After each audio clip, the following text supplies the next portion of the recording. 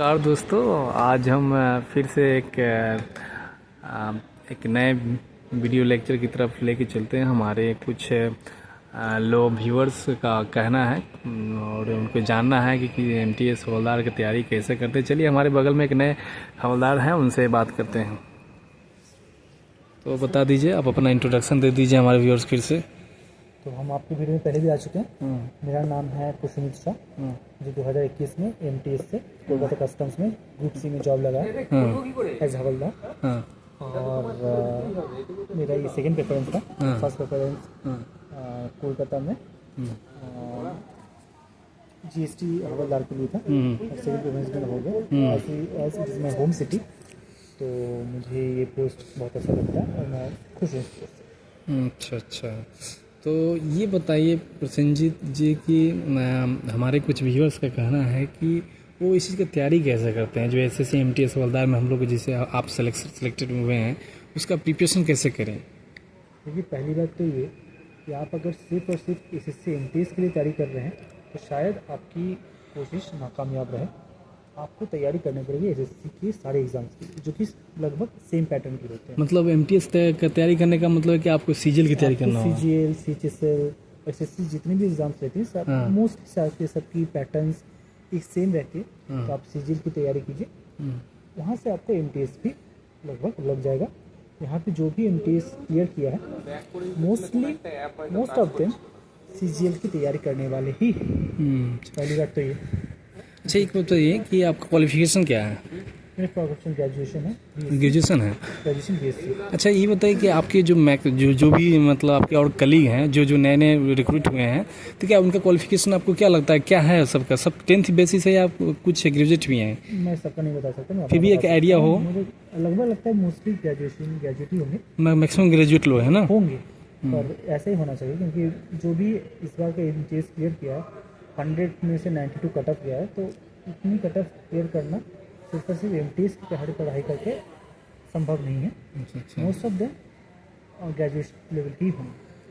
अच्छा, तो ये बताइए कि आप एमटीएस तो आपने क्या सीजीएल का एग्ज़ाम दिया था क्या इससे बार पहले बार? इससे और भी आगे देंगे, आगे भी दिए थे और कामयाब एक न एक दिन ज़रूर होंगे।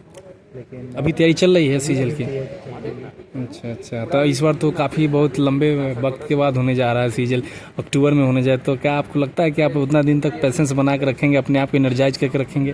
करना ही पड़ेगा क्योंकि ऑप्शंस आपके पास लिमिटेड हैं। अगर ऑप्शंस लिमिटेड है तो अगर फोकस कीजिए किसी एक चीज़ पे, फोकस करने से मुझे ऐसा लगता है कि निकल जाता है। अच्छा, एक बात बताइए कि ये जो आप 10th बेसिस पे आए हैं यहाँ पे और आप ग्रेजुएट हैं, तो आपको मतलब कैसा लग रहा था जब आप एक 10th बेसिस हवलदार बन रहे थे? तो कैसा मतलब? देखिए, काम होता है। आपको कोई भी काम मिले, आप बेकार से तो बढ़िया ही एक पोस्ट पे हैं। हाँ, मतलब ये है कि बेरोजगार से बढ़िया है तो नहीं है। हाँ। तो अगर आपको जो मिल रहा है पहले इस चीज़ को आप कीजिए, उसके साथ आप तैयारी कीजिए। क्योंकि अगर आप एमटीएस क्लियर कर रहे हैं, अगर मैं अपनी बात करूँ, एमटीएस क्लियर किया हूँ, इसका मतलब ये ज़रूर है कि मैंने एक बार सिलेबस को बढ़िया तरीके से कर रखा है।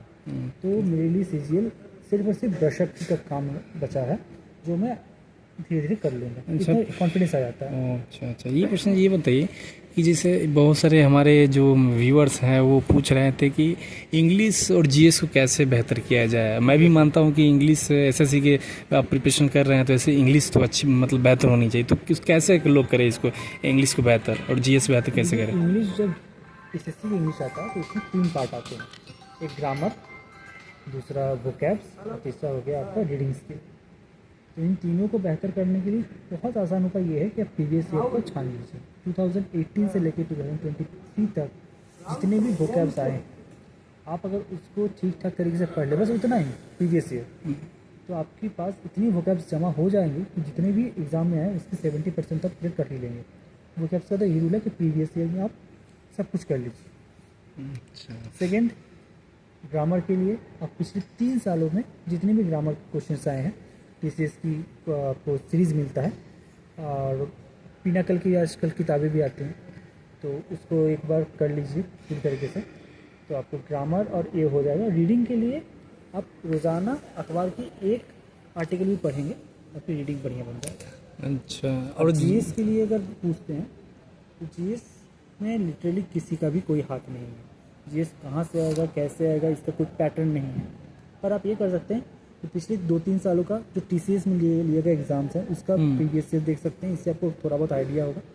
और साथ ही साथ थोड़ा सा आप थ्योरी भी कर लें और उसके बाद प्रीवियस ईयर क्वेश्चन करें, आपको सेट बनता जाएगा कि जो सिंपल जीकेज होते हैं, जो मतलब नॉन स्टैटिक होते हैं, वो आपको आ जाएगा। स्टैटिक जीके भी हो जाएगा। करंट अफेयर्स आप पिछले एक साल का कीजिएगा तो ठीक ठाक है। मतलब आप अपने ऊपर कॉन्फिडेंस लेके जा सकते हैं।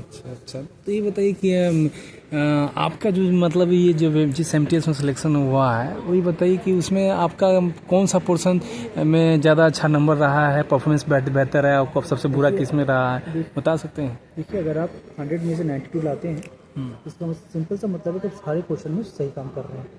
फिर भी मेरा सबसे अच्छा जो मार्क्स आया था वो मैथ्स में और जीएस में फुल मार्क्स आए थे, और इंग्लिश में मेरा 1 मार्क्स कटा था और बाकी मार्क्स मेरा जीएस में कटा था।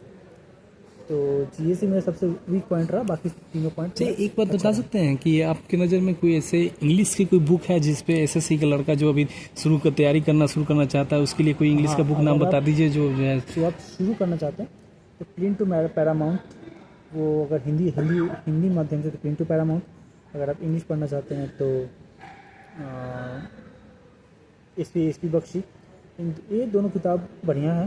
पर अगर आप प्रिंट टू पैरामाउंट पढ़ते हैं वॉल्यूम 1 तो ज़्यादा अच्छा ग्रामर के लिए, और वोकैब्स तो आपको करनी ही पड़ेगी।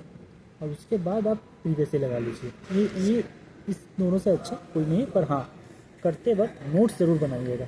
नोट्स के अलावा ये नोट्स बहुत इम्पोर्टेंट, ये मेन फैक्टर है। अपने हाथ से नोट्स बनाइएगा, किसी से खरीदिएगा मत, किसी से जेरॉक्स मत कीजिएगा, और अपने हाथ से नोट्स बनाइए और ये बेहतर काम करेगा। चलिए ठीक है प्रसन्नजीत, बहुत अच्छा लगा। मुझे लगता है कि ये बहुत फ़ायदेमंद होगा नए स्टूडेंट्स के लिए। बहुत बहुत धन्यवाद।